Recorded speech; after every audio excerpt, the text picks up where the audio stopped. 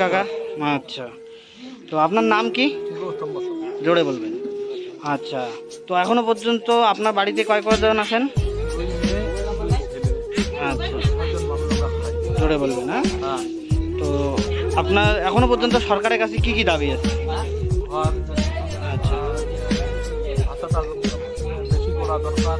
আচ্ছা, এখন পর্যন্ত ভাতা আপনি সরকারের কাছে কত পাচ্ছেন? 1000 টাকা পাই। 1000 টাকা পাচ্ছেন। এটা কত হলে ভালো হয়? 3000 টাকা হলে ভালো হয়। 3000 টাকা দাবি হলে ভালো হয়। তো এই টাকা তো সংসার চলে না। মাসিক আয় কিরকম হচ্ছে আপনার? আমি আর কি, আমি তো কর্মই করতে পারি না।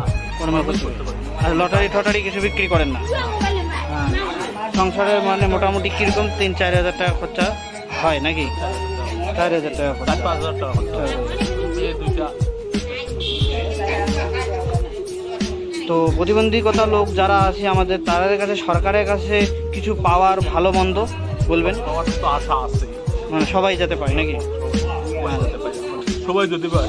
সবাই যদি পায়, আমরা এদিকে আবেদন করি।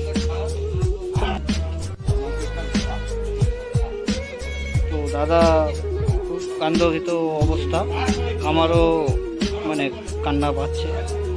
আর কি বলবো, এই সমাজে মানুষরা খুবই বিকলাঙ্গ, তারা সরকার দেখতে পারে তা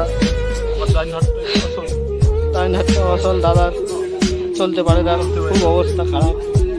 আমারও চোখ দিয়ে জল বেরোয় যাচ্ছে দাদার অসুবিধা দেখি। তো সরকারের কাছে আবেদন এবং বিভিন্ন লোকের কাছে আবেদন, এই দাদা যাতে সেই সুযোগ সুবিধাটা পাওয়ার চেষ্টা করে। ধন্যবাদ দাদা।